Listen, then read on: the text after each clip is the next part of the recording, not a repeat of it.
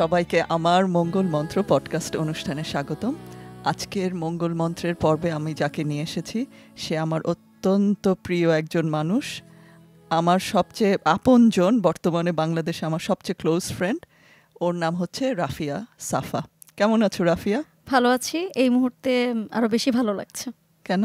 কারণ আপনার সাথে বসে আছি, যেটা আমার এতদিন আপনার সাথে অনলাইনে কাজ করেছি, আপু এটা করতে হবে ওইটা করতে হবে, কিন্তু এখন সামনাসামনি বসে আমার মঙ্গল মন্ত্র নিয়ে কথা বলছি।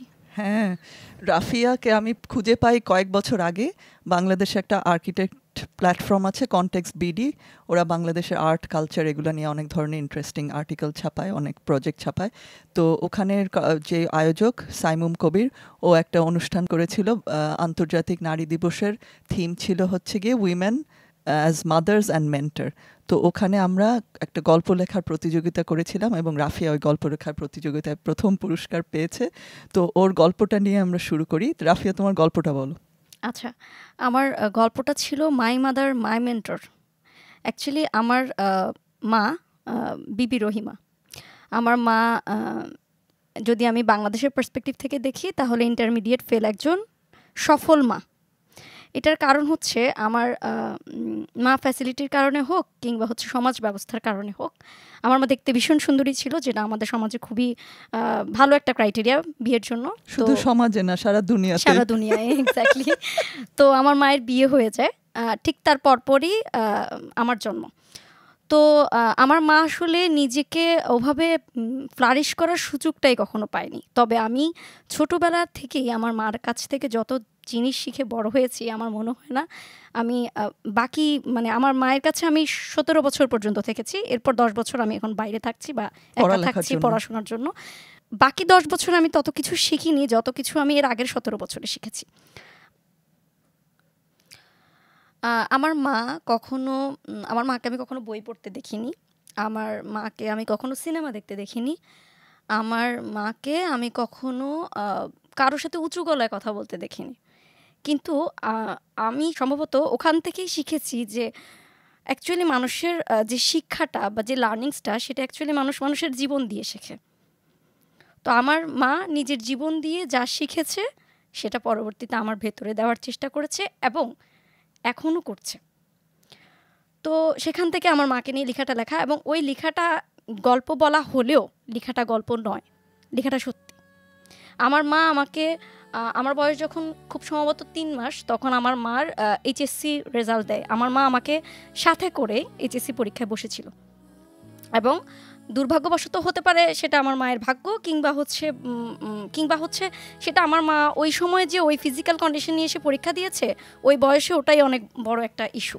তো আমার মায়ের ইংলিশে খুব সম্ভবত রেজাল্টটা ফেল আসে, এবং দ্যাটস ওয়াই আমার মায়ের পুরো ব্যাপারটাই ইন্টারমিডিয়েট ফেল হয় আর কি আমার মা। তো তখন ধরেন বিভিন্ন মানুষের কাছ থেকে আমার মার এভাবে শুনতে হয়েছিল যে আর পরীক্ষা দিয়ে কি হবে, তুমি তো ফেলই করছো, আর বাচ্চা হয়ে গেছে, বাচ্চা পালো, এটাই তো এখন তোমার মঙ্গল মন্ত্র হওয়া উচিত। তো আমার মায়ের কাছ থেকেই শোনা যে আমার মা যখন ওই কথাটা শুনছিল, তখন আমার মায়ের পাশে আমি। তো আমার মা চাইছিল যে তখনই আমাকে সামনে রেখে আম্মু শপথ করে যে এই মেয়ে উড়বে যতটুকু সে উঠতে চায়। আর এই মঙ্গল মন্ত্রটাকে আমি আসলে ধারণ করি। এখন আপনি বলতে পারেন ওরাটা একা না, আমি সময়ের সাথে সাথে শিখেছি যে আমি যখন উঠছি, আমার ডানায় ভর করে যেন আরো কটা মানুষ উঠতে পারে, সেই স্বাধীনতাটা যেন আমি মানুষের মাঝে দিতে পারি, আমার মায়ের শিক্ষাটা যেন আমি ছড়াতে পারি, এতটুকুই। খুবই ভালো লাগলো তোমার গল্পটা শুনে। এবং আমার সবচেয়ে ওদের গল্প শুনে আমার যেটা মনে হয়েছিল, রহিমা আপা এবং রাফিয়া দুজনই যখন কথা বলছিল ওই অনুষ্ঠানে, তো তখন আমার মনে হয়েছিল যে রাফিয়ার মার বয়স, রহিমা আপার বয়স আমার চেয়েও কম, আমিও ওই পরিস্থিতিতে থাকতে পারতাম, কিন্তু আমি যে এত লাকি ওইটা তখন আমার উপলব্ধি হয়। তো ওই কারণে আমি রাফিয়াকে এখন অনেক নিজের বন্ধুর মতো মনে করি। আমাকে এখনো আন্টি বলে না সে, যদিও আমি ওর মার চেয়ে বড়। তো রাফিয়া, তুমি তো এখন পড়ালেখা শেষ করলে, বিবিএ এমবিএ দুইটাই পড়ালেখা শেষ করলে চট্টগ্রাম থেকে। তারপরে তুমি আমার সাথে এশিয়ান উইমেন্স ইউনিভার্সিটিতে যে ফ্যাসিলিট করেছো ওয়ার্কশপ, তো তোমাকে যে একসাথে কাজ করি আমরা তোমার সাথে, তো তুমি তো যখন আমাদের বাংলাদেশের বড় একটা আন্দোলন হচ্ছে, তোমাকে আমি বারবার খোঁজ নিচ্ছি, ফোনে লাইন পাচ্ছি না, তো ওই সময়ের গল্পটা তুমি আমাকে বলো। তুমি তো হচ্ছে গিয়ে নতুন প্রজন্ম, এই যে জেনজি বলে, তুমি তো হচ্ছে গিয়ে লিভড এক্সপিরিয়েন্সের একজন বার্তাবাহক, তুমি ওই অভিজ্ঞতাটা আমাদের কাছকে শেয়ার করো, কিভাবে কি শুরু হলো। আচ্ছা, এই আন্দোলনের শুরুটা যখন হয়েছিল, অর্থাৎ ৩-৪ তারিখ থেকে হচ্ছে টানা, মানে ৩-৪ তারিখ থেকে বেসিক্যালি শুরু হয় যে আমরা কোটা বিরোধী যে আন্দোলনটা, সেটা শুরু হয় যে একটা বৈষম্য থেকে। আমাদের ৫৬% কোটা বাংলাদেশে এক্সিস্ট করছিল তখন পর্যন্ত, এবং যারা বাংলাদেশে স্বাধীনতা নিয়ে এসছিল একটা বিশাল পোর্শন তাদেরকে দেওয়া হচ্ছিল। আমি বিশ্বাস করি যারা দেশপ্রেম এবং স্বাধীনতার পক্ষে কাজ করে তারা কখনো কোটা কিংবা কোনো ফ্যাসিলিটিস বা সুবিধাদির জন্য কাজ করে না। অনেকে বলতে চাইছিল যে আমরা কি মুক্তিযোদ্ধাদের সম্মান করছি না, আমরা কি আমাদের স্বাধীনতাকে উপেক্ষা করছি, কিন্তু সেই দিক থেকে আমি বলতে চাই না, আমরা স্বাধীনতাকে সম্মান করছি। আমরা মুক্তিযোদ্ধাদের সম্মান বজায় রাখতে চাচ্ছিলাম বলেই তখন সেই বৈষম্যের বিরুদ্ধে কথা বলাটা শুরু করি প্রথম। এবং পরবর্তীতে আন্দোলনটা যে বিভিন্ন পর্যায়ে যায়, এইটা কিন্তু কখনোই প্ল্যান্ড হতে পারে না, এবং প্ল্যান্ড না এটা আমি এখনও জানি এবং বিশ্বাস করি, আমি এর মধ্য দিয়ে গেছি বলেই বিশ্বাস করি। আমি এই পুরো আন্দোলনে নিজেকে খুব সাধারণ একজন শিক্ষার্থী হিসেবে গণ্য করি, এবং অবশ্যই আমি একজন চাকরি প্রার্থী এখন। এটা আমার ক্ষেত্রে সবচেয়ে প্রবল হওয়ার কথা ছিল, কারণ আমি ব্যাংকের প্রিপারেশন বলেন বা বাংলাদেশে বিসিএস প্রিপারেশন বলেন, সব কিছুতেই এই কোটার ইফেক্টটা পড়ছিল, বা যে সিস্টেম লসটা আমাদের হয়েছে, সে সিস্টেম লসের একটা অংশ, মানে সেই বাজে সিস্টেমের একটা অংশ কিন্তু আমি হয়ে গিয়েছিলাম, যেটা আমাকে প্রতিনিয়ত ক্ষুব্ধ করছিল। যেটাই আমার যে জিনিসটাই আমার আন্দোলনে, আমার প্রত্যেকটা শব্দে, প্রত্যেকটা কথায় সেটা ফুটে উঠছিল। তো বিশেষত 15 তারিখে যখন ঢাকা বিশ্ববিদ্যালয়ের উপর, ঢাকা বিশ্ববিদ্যালয়, হ্যাঁ 15 জুলাইয়ের 15 তারিখ ঢাকা বিশ্ববিদ্যালয়ের স্টুডেন্টদের উপর, আন্দোলনরত স্টুডেন্টদের উপর যখন হঠাৎ একটা আক্রমণাত্মক একটা ব্যাপার চলে আসে, সেটা যে পক্ষেরই হোক, যেভাবেই হোক, মানে আমাদের ক্ষমতাসীন পক্ষ থেকে একটা চাপ আসে বা মারামারির একটা পর্যায়ে চলে যায়, তখন আমার মনে হয় যে না, এটা তো আসলে আজকের 15 তারিখে যে মারটা আমি খেলাম, সেই মারটা অ্যাকচুয়ালি আজকের নয়, সেই মারটা 15 বছর ধরে আমি খাচ্ছি, কিন্তু আমি সেটা নিয়ে কোনো কথা বলছি না। এবং আমি যে কথা বলছি না, আমি কথা না বলতে বলতেই আমি এখান পর্যন্ত এসেছি। তখন আমি আমার বাড়িতে ছিলাম, আমি নোয়াখালীতেই ছিলাম, আমি তখন ভার্সিটির কাছাকাছি ছিলাম না, তবে প্রতিনিয়ত আমার ঢাকা এবং চট্টগ্রাম বিশ্ববিদ্যালয়ে আমার যে বন্ধুবান্ধব বা সিনিয়র জুনিয়র আছে, ওদের সাথে কথাবার্তা আমার চলছিল। তো ওই মুহূর্তে আমরা জানি যে আমরা কি রিস্কের মধ্যে দিয়ে আছি, আমরা কী নিয়ে কথা বলছি, কাদের বিরুদ্ধে কথা বলছি, সবটাই আমাদের জানা। কিন্তু তখন আমাদের একটাই মোটো ছিল যে কথাটা আসলে বলতে হবে, যেটা আমরা হারিয়ে ফেলেছিলাম। 15 বছর ধরে আমরা ভাষা হারানো অবস্থায় ছিলাম। তো সেখান থেকে আসলে শুরু হয়। 15 তারিখের পর থেকে আমরা একটা তুমুল উত্তেজনা দেখতে পাই 15 জুলাইয়ের পর থেকে, এবং 16 জুলাই আমাদের 6 জন আন্দোলনরত শিক্ষার্থী মারা যান। সেখানে আমি উল্লেখ করতে চাই, সবাই তার নাম উল্লেখ করে, আবু সাইদের নাম সবাই উল্লেখ করে, বেগম রোকেয়া বিশ্ববিদ্যালয়ের আবু সাইদের নাম। আমি তার নামটা একটা বিশেষ কারণে উল্লেখ করতে চাই, সেটা বলছি। আসলে কি, আন্দোলন প্ল্যান্ড হতে পারে, আমার অনেক কুটকৌশল প্ল্যান্ড হতে পারে, আন্দোলনের পরবর্তী স্টেপ কী হবে সেটা প্ল্যান্ড হতে পারে, কিন্তু আমি মনে করি ব্যক্তিগতভাবে সাহস কখনো প্ল্যান্ড হয় না। এবং সেই লোকটা, আবু সাইদ নামের ওই ছেলেটা, আমার এবং আমার মতো আন্দোলনরত প্রত্যেকটা শিক্ষার্থীর মনে যে সাহসটা সঞ্চার করে গিয়েছিল, ওটাই অ্যাকচুয়ালি আন্দোলনের turning point. Either you can say mastermind, আমি অমুক মাস্টারমাইন্ড ছিল, তমুক মাস্টারমাইন্ড ছিল, এগুলার চেয়েও আমার সাথে বেশি মনে হয় যে সাহসিকতার যে স্তম্ভ সে আমাদের সামনে দাঁড় করিয়ে দিয়ে গেছে, ওটাই ছিল মূলত টার্নিং পয়েন্ট, যে আমরা এরপর আর পিছু হটতে শিখিনি। যে না, সামনে যদি আবু সাইদ একজন দাঁড়াতে পারে, আমরা যদি 17 জন মানুষ, 100 জন মানুষ, 17 কোটি মানুষ একসাথে দাঁড়াই, তখন সেটা আরও বেশি পাওয়ারফুল হতে পারে। ওই সময়টা থেকে আমার মনে হয়েছে যে না, কথা বলতে হবে, কথা বলে মানুষকে উদ্বুদ্ধ করতে হবে। যে আমি টুকটাক লেখালেখি করি, তো সেখান থেকে আমার মনে হয়েছে যে আমার মানুষের মাঝে কথা পৌঁছানোর একটাই উপায়, সেটা হচ্ছে আমি যদি লিখতে পারি, আমার লেখাটাই আমার বলা। তো সেখান থেকে আমি কথা বলা বা লেখা শুরু করি। এমন না যে আমি সেই লেখার জন্য কথা শুনিনি, এমন না যে আমি সেই লেখার জন্য খারাপ কিছু ফেস করিনি, করেছি, কিন্তু আমি লিখতে চেয়েছি এই কারণেই যাতে আমাকে দেখে আরও 10টা মানুষ সাহস পেয়ে বলতে আসে, লিখতে আসে, তার সে ভয়টা যেন ভেঙে যায়। আর যে কোনো ডিক্টেটরের মূল ভয়টা হচ্ছে মানুষকে, একটা জাতিকে। ডিক্টেটর সবসময় চাপিয়ে রাখার চেষ্টা করে মানুষকে। যে মুহূর্তে সে বুঝতে পারে যে মানুষের ভয় ভেঙে গেছে, ওই মুহূর্তে তার ভয় ধরে। তো আমার আসলে মূল ব্যাপারটা ছিল আমি সাহস সঞ্চয় করা, ভয়কে ভাঙা, এটাই ছিল মূলত আমার মনে হয় আর কি এখন পর্যন্ত আমার ব্যক্তিগত মতামত যে আমাদের আন্দোলনের আসলে মূল টার্নিং পয়েন্ট। 16 তারিখের পরে যখন 6 জন মারা যায়, তারপর আন্দোলন আরও চাঙ্গা হয়ে যায়। 17 তারিখ, 18 তারিখ, 17 তারিখে বিভিন্ন হল থেকে আমরা দেখেছি কিভাবে মানে মেয়েদেরকে, ছেলেদেরকে বের করে দেওয়া হচ্ছে। আমি আমার ব্যক্তিগত অভিজ্ঞতা বলি। আমার এক জুনিয়র চিটং ইউনিভার্সিটির শেখ হাসিনা হলে থাকে, সেখানে সে আইরনি, তো সেখানে ওখানকার প্রক্টর সকালবেলা ওদেরকে এসে বলে এসেছিল যে ঠিক আছে তোমরা থাকতে পারো। 17 তারিখ সকালে হঠাৎ 6টার পর, আনুমানিক 6টা 6:30 সন্ধ্যায় ওদেরকে বলছে যে তোমাদের নামটা আমরা লিস্ট করছি, তোমরা যে 50 জন রয়ে গেছো তোমরা হল থেকে এক্ষুনি বের হয়ে যাও।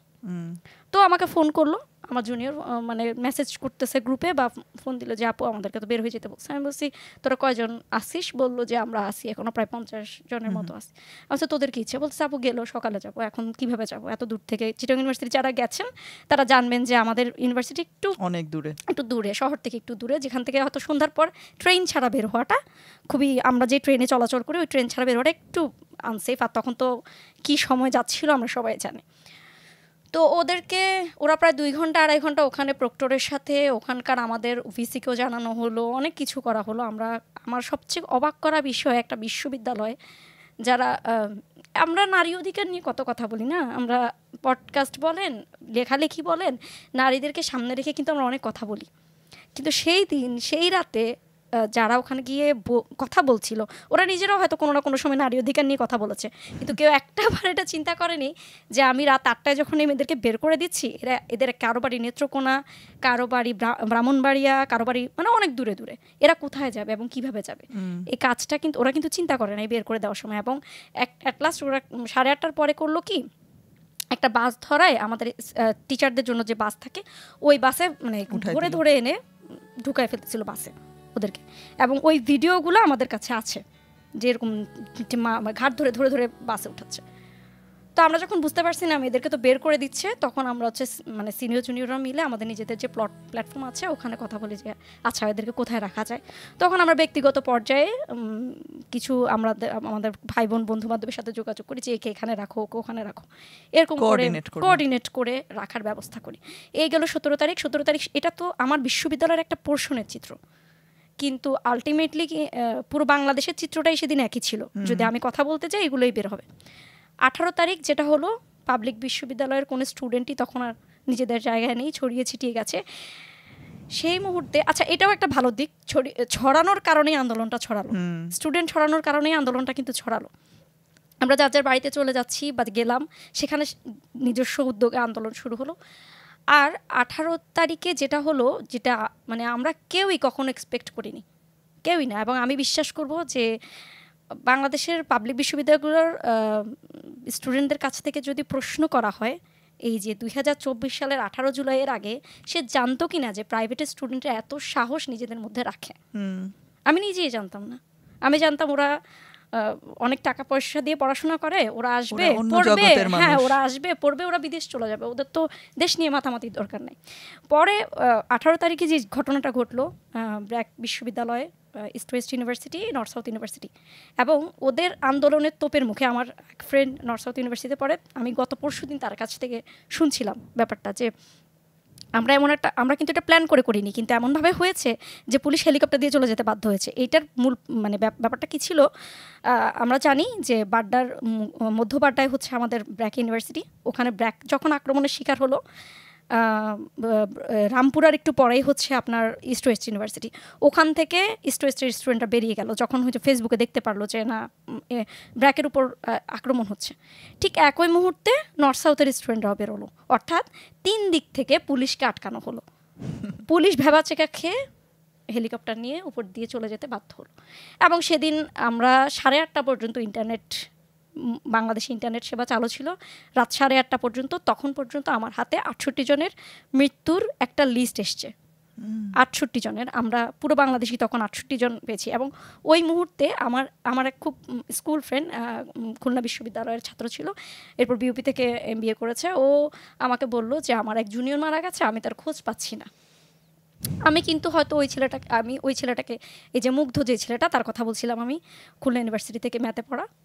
ও বলছে ওকে আমি কখনো দেখিও নি, কিন্তু যেই মুহূর্তে আমার স্কুল ফ্রেন্ড বলছে তার জুনিয়র মারা গেছে এবং এই ছেলেটাকে কিভাবে মারলো, মুগ্ধ তো কখনো কাউকে ওকে বকা দিলেও হাসে, এই ছেলেকে কেন মারলো? ও যখন আমাকে প্রশ্নটা করলো, আমার মানে তখন খুব ব্ল্যাঙ্ক লাগছিল। এক্স্যাক্টলি, এখানে যারা গেছে সবাই তো আর স্লোগান দিতে যায়নি, কেউ মানবিকতার খাতিরে গেছে, কেউ ভলেন্টারিজম ওই কাজগুলো সে করে, তার অভ্যাস সেখান থেকে গেছে, কেউ জাস্ট দেখতে গেছে।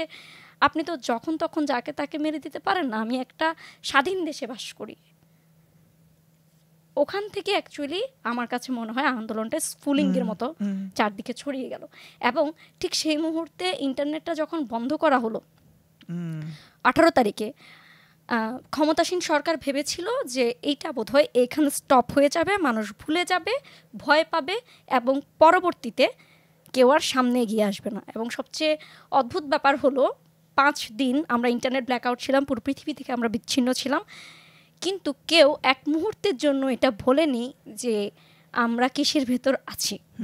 বরঞ্চ প্রতি মুহূর্তে, বিশেষ করে 18 তারিখ রাত 8:30 যখন মুগ্ধর ঠিক মৃত্যুর খবর আসার পরেই যখন ইন্টারনেট ব্ল্যাকআউট করে দেওয়া হলো, মুগ্ধর খবরটা কেন বারবার বলছি, ওটা খুব ছড়িয়েছে। ওই ছেলেটা যেহেতু ভলেন্টারি ওয়ার্ক করতো না, ওই স্কাউটে কাজ করতো, ওই ছেলেটা যেহেতু ভলেন্টারি কাজ করতো, ও খুব চেনা মুখ, একটা চেনা মুখ চলে যাওয়ার কারণে এটা খুব মানে মানুষকে নাড়া দিচ্ছিল। সবাই লিখছিল যে কেন একে মারলো, কেন একে মারলো, এরকম একটা ব্যাপার। ঠিক তখনই ইন্টারনেটটা বন্ধ করা হলো। এরপরে আমার মনে হচ্ছিল কি, আমি যেহেতু আমার বাড়িতে, আমার মনে হচ্ছিল আর বোধহয় মানে কিছুই বাঁচানো গেল না। মানে এখন হচ্ছে লিটারেলি অন্ধকার করে দিয়ে মানুষ মারবে। যেমন আমরা বই খাতে পড়েছি, আমরা খুব পরে জন্মগ্রহণ করা মানুষ, আমরা পড়েছি 1971 সালে 25শে মার্চ এরকম সব অন্ধকার করে মানুষ মেরে ফেলেছে। তো আমাদের মাথায় কিন্তু লিটারেলি তখন ভয়টা কাজ করছিল বেশি। হ্যাঁ, সাহস আমরা দেখাচ্ছিলাম, কিন্তু ভয়টা তো কাজ করছিলই।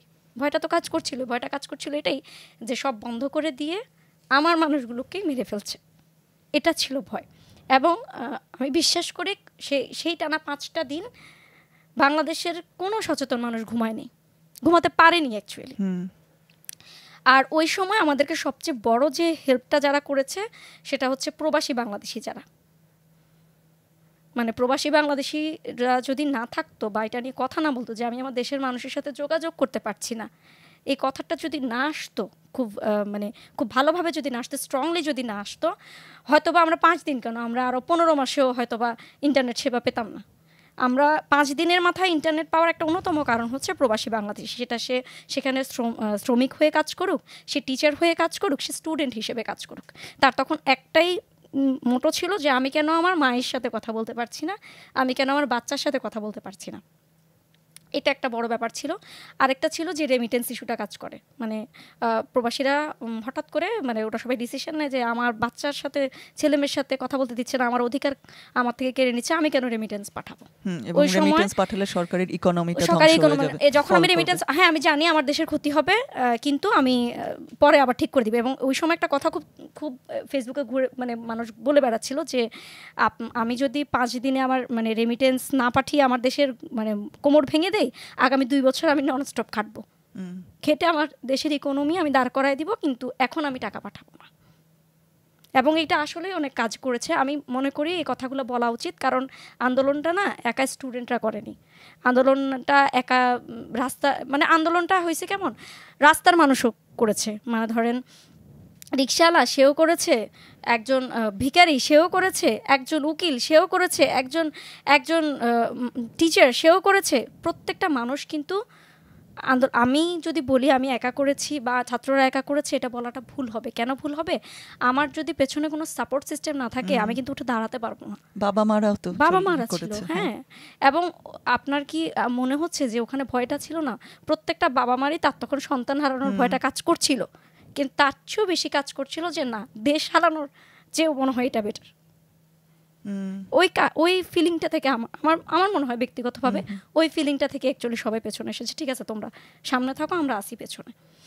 এবং 19 তারিখ 18-19 তারিখ একদম 5 দিন, টানা 5 দিন, আমার মনে হয় 22, হ্যাঁ ব্ল্যাকআউট ছিলাম। 22 কিংবা 23 তারিখের দিকে আমরা ফিরে পাই, জুলাইয়ের 22 কিংবা 23 তারিখের দিকে আমরা ইন্টারনেট সেবা ফিরে পাই। এবং যেদিনই আমরা ইন্টারনেট সেবা ফিরে পাই, ঠিক সেদিনই আমরা দেখি যে না, আমাদের পক্ষে বাংলাদেশ কোর্টে উকিলরা দাঁড়িয়েছে। উকিলরা বিভিন্নভাবে, যেমন এই যে এটাই তো সাপোর্ট। আমরা ইন্টারনেটে ফেরার সাথে সাথে যখন দেখছিলাম এতগুলো মানুষ এই ফাঁকে মেরে ফেললো, কিন্তু ঠিক একই সময় ওই খবরটাও ভাসছিল যে গুলি বন্ধ করার নির্দেশ দেওয়া হয়েছে হাইকোর্টে। এবং এর কারণেই কিনা জানি না, পরবর্তী 2 দিন একটু গুলিটা একটু হলেও কম চলেছে। পরবর্তীতে আবার আগস্টের কিছু আগে গুলি চালানোর ওটাকে বৈধতা দেওয়া হয় হাইকোর্ট থেকে। আমি জানি না বিশ্বের কোনো হাইকোর্ট এই কাজ কখনো করবে কিনা, যে ঠিক আছে গুলি চলুক, এটা সমস্যা না। এইটা খারিজ করা হয়েছে আর কি, গুলি চালানোর নির্দেশটা অব্যাহত রাখা হয়েছে।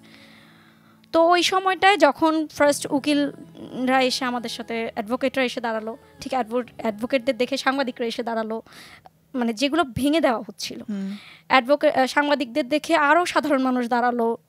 বিশেষ করে আমি বলতে চাই রিক্সাওয়ালারা অনেক ভাইটাল রোল প্লে করেছে ওই জায়গাটাতে। রাস্তায় ধরেন আমি মনে করি আন্দোলন চলছে, সে কিন্তু একটা প্যাসেঞ্জারও তখন পাবে না, তাহলে সে কেন রাস্তায়? আপনি বলতে পারি সে ক্ষুধার জন্য না, সে ক্ষুধার জন্য রাস্তায় ছিল না, সে রাস্তায় ছিল একটা আহত স্টুডেন্টকে যাতে সে হসপিটালে নিতে পারে, অন্তত একজনকে হলো যেন সে নিতে পারে। এবং আমরা একটা ছবি খুব হলো, নাফিজ নামের একটা ছেলে এসএসসি পরীক্ষা দিয়েছিল মাত্র, ছেলেটার বয়স 16 বছর। ছেলেটাকে গুলি করার পর টুকরিতে পুড়েছিল আমাদের বাংলাদেশ পুলিশ, যে একে ফেলে দেওয়া হবে, টুকটি করে নিয়ে ফেলে দেওয়া হবে। ওখান থেকে একজন রিক্সাওয়ালা মামা বলেছিল না, ওকে ফেলেন না, আমাকে দেন, আমি নিয়ে যাই। ওকে রিক্সায় করে তখন উনি হসপিটালে নিয়ে যায়। এটা আমরা পরবর্তীতে জানতে পারি। আর যেদিন ইন্টারনেট প্রথম ফিরে আসে, মানে 23 তারিখ, তখন একটা সাংবাদিকের মৃত্যু আমাদেরকে খুব নাড়া দেয়। প্রিয় নামের এক সাংবাদিকের মৃত্যু, যিনি খুব ব্রাইট স্টুডেন্ট ছিলেন, খুব ব্রাইটলি লেখালেখি করতেন। ওই লোকটার, ওই সাংবাদিকের একটা মেয়ে ছিল, মেয়েটার নাম হচ্ছে পদ্মপ্রিয়। ওর মা নেই এবং আন্দোলনের বাবাও শহীদ হয়। ওই জায়গাটা ছিল খুবই টাচি, এবং আমরা ওইখান থেকে প্রথম আমার আবার লেখালেখির ইয়াটা চলে আসে, যে জোশটা আসে, যে না, এই যে একটা পদ্মপ্রিয় বেঁচে গেল, তার বাবা কিংবা মা চলে গেল, এই যে যারা লড়ছে, আমরা যখন স্বাধীনতার সময় আমাদের একটা গান খুব হলো না, যে মোরা একটি ফুলকে বাঁচাবো বলে যুদ্ধ করি, তো ফুলটাকে এইটাই তো পদ্মপ্রিয়। পদ্মপ্রিয়ই ফুল। এখন আমরা যে যুদ্ধটা করছি সেটা পদ্মপ্রিয়র জন্য, পদ্মপ্রিয়র মতো আরও অনেকের জন্য, যাদের বাবা মা হারিয়েছে, কিংবা যারা একা হয়ে গিয়েছে, কিংবা যারা এমন নতুন কুড়ি। আমার কাছে মনে হয় যে যদি আমি ইন ফিউচার বাংলাদেশকে একটা ভালো জায়গায় দেখতে চাই, অবশ্যই আমার প্রেজেন্টকে বাঁচাতে হবে। আমি প্রেজেন্ট বাঁচানো ছাড়া তো ফিউচারে চিন্তা করতে পারবো না, এটা আমার কাছে মনে হয়। তো অবশ্যই এই আন্দোলন অনেক দিন পর্যন্ত আমাদের মাথায় থাকবে, মনে থাকবে, এবং আমি মনে করি মনের চেয়েও বেশি এটা অন্তরে ধরে ধারণ করা উচিত। যে মানুষগুলো চলে গেছে তাদের দায়টা অন্তত আমরা যেন কিছুটা হলেও পূরণ করতে পারি। জীবনের দায় তো কখনো পূরণ হয় না, কিন্তু যদি দেশের প্রতি, মাটির প্রতি একটু দায়বদ্ধ হয়ে, একটু সততার সাথে আমরা এই বিপ্লবের যে একটা এখন যে আমরা একটা আশা জাগা নিয়ে সময়ের মধ্য দিয়ে যাচ্ছি, এটা যদি আমরা অন্তরে ধারণ করে নিজেকে সৎ এবং সুন্দরভাবে মাটির জন্য, দেশের জন্য কাজ করে যেতে পারি, প্রত্যেকে, যে রিক্সাওয়ালা লড়েছিল সে, যে ছাত্র লড়েছিল সে, যে অ্যাডভোকেট লড়েছিল সে, প্রত্যেকে যদি নিজের জায়গা থেকে শুধু নিজের কাজটুকু সততার সাথে করি, আমার মনে হয় আমরা ইনশাল্লাহ আমাদের ফিউচার জেনারেশনকে একটা ভালো বাংলাদেশ দিতে পারবো, বা একটা সুস্থ বাংলাদেশ দিতে পারবো, সিস্টেমেটিক বাংলাদেশ দিতে পারবো। অনেক ধন্যবাদ রাফিয়া। তো এখন তুমি বলো যে আন্দোলনের গল্প তো আমাদের মানে অনেক কিছু মানে ইন্সপায়ার করলো, কিন্তু তারপরে তো এখন আবার বাংলাদেশ, কিছুদিন পরেই বন্যা শুরু হলো বাংলাদেশে। তো এরপরে আমাদের তো এখন মানে আরও অনেক সুন্দর সুন্দর, দুঃখের কথা আছে কিন্তু অনেক সুন্দর সুন্দর অভিজ্ঞতা হলো, এবং তুমি এবং তোমার বন্ধুরা বন্যাতেও অনেক কাজ করছো। তো ওই গল্পগুলি যদি আমাদেরকে বলতে, তোমরা ওখানে কি করলে, আচ্ছা, এবং ভবিষ্যতে কি হবে। প্রথমত বলি, আমি হচ্ছে প্রথম ইউনিভার্সিটিতে যখন ঢুকি আমি বিভিন্ন ক্লাব বা বিভিন্ন সংস্থার সাথে যুক্ত হই। পরবর্তীতে আমার নিজেরই পড়াশোনার চাপে হোক বা আমি নিজে একটু সেলফ সেন্টার হয়ে যাওয়ার কারণে বা নিজের লেখালেখি নিয়ে একটু বিজি হওয়ার কারণে আমি সংস্থাগুলো থেকে সরে আসি। এরকম বিভিন্ন জায়গা থেকে, ক্লাব থেকে আমি সরে আসি বলতে অ্যাক্টিভ ছিলাম না।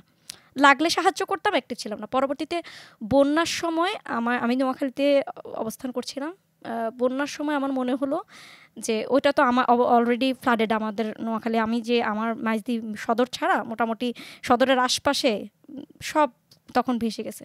তো তখন অ্যাক্টিভলি 4টা সংস্থা আমাদের ওখানকার খুব ভালোভাবে কাজ করছিল এবং ওরা নিজেদের মধ্যে কোলাবোরেশন তৈরি করার চেষ্টা করছিল। আমার কাছে তখন মনে হয়েছে আমি সাঁতার পারতাম না, তো রেস্কিউ টিমে যোগদান করার কোনো অবস্থা আমার ছিল না। আর হচ্ছে খাবারের ব্যাপারটাও তাহলে আমি দিতে পারছি না, তাহলে আমি কী হিসেবে কাজ করতে পারি, এটা আমার কাছে মনে হলো। তখন আমার মনে হলো আমি যদি একটা ইনফরমেশন হাবের মতো কাজ করি, ব্যক্তিগতভাবেও যদি করি, এটা একটা ভালো ইফেক্ট ফেলতে পারে। আমি জানি না সেটা কতটুকু ফেলেছে। আমি চেষ্টা করছিলাম রিলিফটা কোথা থেকে আসছে, রিলিফটা কোথায় এখনও পৌঁছয়নি। ডিস্ট্রেস কল যেটাকে বলে, অর্থাৎ যারা আক্রান্ত তারা ফোন দেয় কন্ট্রোল রুমে। এরকম বাংলাদেশ রেড ক্রিসেন্ট সোসাইটির একটা কন্ট্রোল রুম ছিল নোয়াখালী ইউনিট যেটা, সেখানে তো ওখানে বারবার ডিস্ট্রেস কল আসতো। তো ডিস্ট্রেস কল আসলে ওরা হচ্ছে আপডেট দিত যে এই জায়গা থেকে ডিস্ট্রেস কল এসছে, কিন্তু আমরা এই জায়গায় পৌঁছতে পারছি না, বা এই জায়গায় পৌঁছানোর জন্য যে পরিমাণ মানে রিলিফ আমাদের দরকার ওটা আমাদের কাছে নাই এখন আপাতত।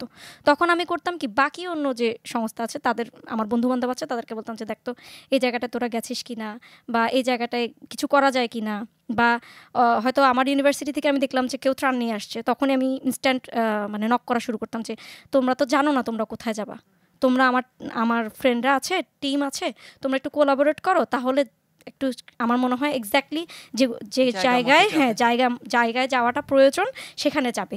এবং ওদের কাছে হচ্ছে লিস্ট আছে, কোথায় গেছে কোথায় যায়নি, এই লিস্টটা তাদের কাছে আছে। এই কারণে আক্রান্ত স্থানে তুমি দ্রুত পৌঁছাতে পারবে। তো এই কাজগুলো আমি টুকটাক করেছি। আর আমরা 7 বন্ধু, আমার এক আর্কিটেক্ট বন্ধুর উদ্যোগে অ্যাকচুয়ালি ইয়ত নোশন নামে একটা নতুন কিছু করার চেষ্টা করছি। এখনও ওভাবে রেজিস্টার্ড হয়নি বা হয়নি। তো আমরা শুরু করার আমাদের এই চিন্তাটা আসার কিছুদিনের মাঝে আসলে আন্দোলনের পরপর বন্যা। হ্যাঁ, তখন আমরা চিন্তা করলাম যে না, এটা হয়তো একটা উপযুক্ত সময় হতে পারে কিছু একটা শুরু করার। আমাদের অ্যাকচুয়ালি ইয়ত নোশনের যে মোটরটা নিয়ে আমরা শুরু করেছিলাম সেটা হচ্ছে আমরা আমাদের এই যে ইয়ুথ জেনারেশন তাদেরকে একটু মানে তারা মূলত টেকনোলজি বেসড, তাদেরকে আমরা টেকনিক্যালি দেশপ্রেমিক এবং সুনাগরিক হিসেবে যদি তৈরি করা যায়। টেকনিক্যালি মিনস আমি ভালোবাসলাম দেশকে, বাস গান গাইলাম আর না, ব্যাপারটা তা না। আমাদের, আচ্ছা আমি ইন ডিটেইল না যাই, আমরা আপাতত একটা চিন্তা করছি, আমরা একটা সুনাগরিক একটা প্ল্যাটফর্ম করব, লাইক এনি সোশ্যাল মিডিয়া। তো ওখানে হবে কি, আপনার এলাকায় মনে করেন আমরা চাচ্ছি পাড়া কালচারটা তৈরি হোক, যেটা আপনাদের সময় হয়তো বা ছিল, আমাদের সময় কারণ এটা চলে গেছে। তো পাড়া কালচারটা বলতে আমার পাড়ায় হয়তো এই ড্রেনটা ঠিক নেই, আমি কি করলাম, ওটা একটা ইনপুট দিলাম যে এই জায়গায় তো এই জিনিসটা হচ্ছে না, এই সমস্যাটা হচ্ছে।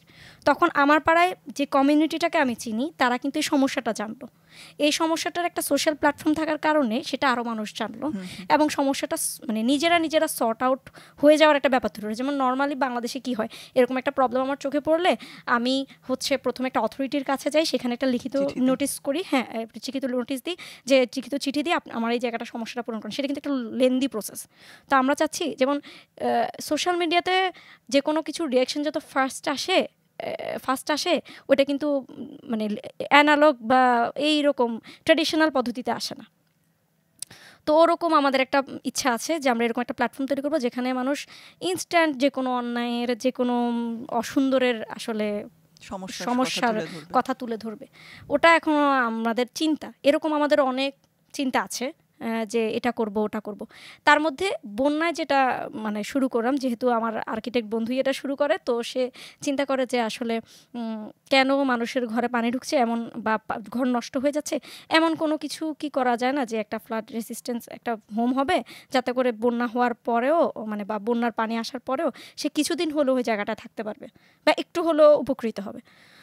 ওখান থেকে ও হচ্ছে সার্ভে করা শুরু করে যে এবং আমাদেরকেও এই ব্যাপারে আমরা সাহায্য করি যে কত মানুষ, মানে অন্তত আমার এরিয়ায় কত মানুষের ঘর নষ্ট হয়েছে বা কি পরিমাণ ক্ষয়ক্ষতির পরিমাণ, সেটার একটা ডাটা নিজেদের কাছে করে রাখা। পরবর্তীতে যদি কোনো অথরিটি চায় আমরা সেটা আমাদের কাছ থেকে দেব। এবং আমাদের এটা ডাটাটা তখন সবাই রিলিফ ওয়ার্ক করছিল, তখন সবাই পানি কিভাবে কমবে বা এই ধরনের নানা রকম গবেষণা করছিল।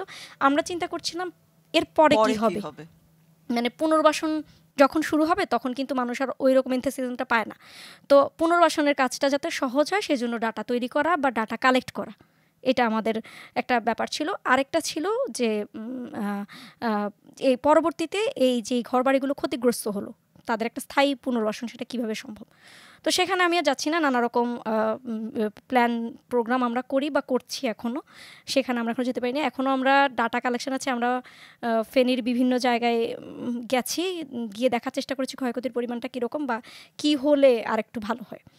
এখানে আসলে যে সমস্যাটা হয়েছে, ফেনী, কুমিল্লা, নোয়াখালীর মানুষ কখনো এত উচ্চতার পানি দেখেনি বা কখনো কল্পনাও করেনি যে এরকম হবে। তো তাদের আসলে মূলত এখন চাহিদাটা হচ্ছে যে তার ফসল যে ঘরটাতে রেখেছে সেটাও ডুবে গেছে, তো তার আপাতত চাহিদা এটাই যে এই ঘরটা কোনো রকম বাঁচায় দেন। কিন্তু আমি আসলে আমরা ইয়ুথ মোশন নিয়ে আমরা যারা চিন্তা করছি, আমাদের যে উদ্যোগ বা আমাদের যে লক্ষ্য সেটা হচ্ছে না, এটা এই মুহূর্তের জন্য না, একটা স্থায়ী সমাধান হোক, এটা আমাদের ইচ্ছা চাহিদা। এরকম আরও অনেক প্রজেক্ট নিয়ে আমাদের কাজ করার ইচ্ছা আছে। ইনশাল্লাহ আমরা যদি শুরু করতে পারি হয়তো আমরা নিজেদের কাছ থেকে ভালো কিছু দেওয়ার একটা চেষ্টা করব।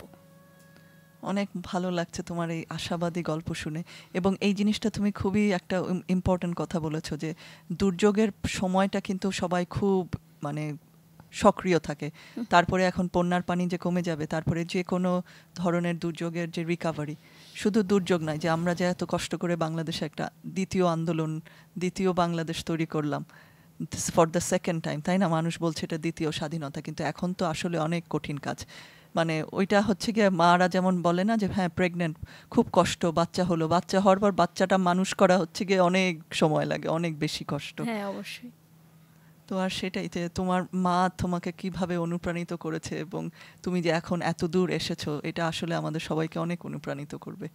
আর তোমার তাহলে মঙ্গল মন্ত্র কি এখন? তোমার তো অনেকগুলি মঙ্গল মন্ত্র, কিন্তু তোমার বর্তমানে মানে তুমি তো বললা যে বন্যার পুনর্বাসন করছো, কিন্তু তুমি তো জানো যে জলবায়ু পরিবর্তন কারণে আরো বন্যা আসবে, আরো ক্ষয়ক্ষতি হবে। তো তোমার কি মনে হয় ভবিষ্যতে আমাদের কি করা উচিত, আর তোমার ব্যক্তিগত মঙ্গল মন্ত্র? আমার ভবিষ্যতে কি করা হবে সেটা আসলে আমি বর্তমানে কি করছি সেটা ঠিক করে দেবে, সেটা নিয়ে কাজ করছি। ইনশাল্লাহ কিছু একটা বের হবে।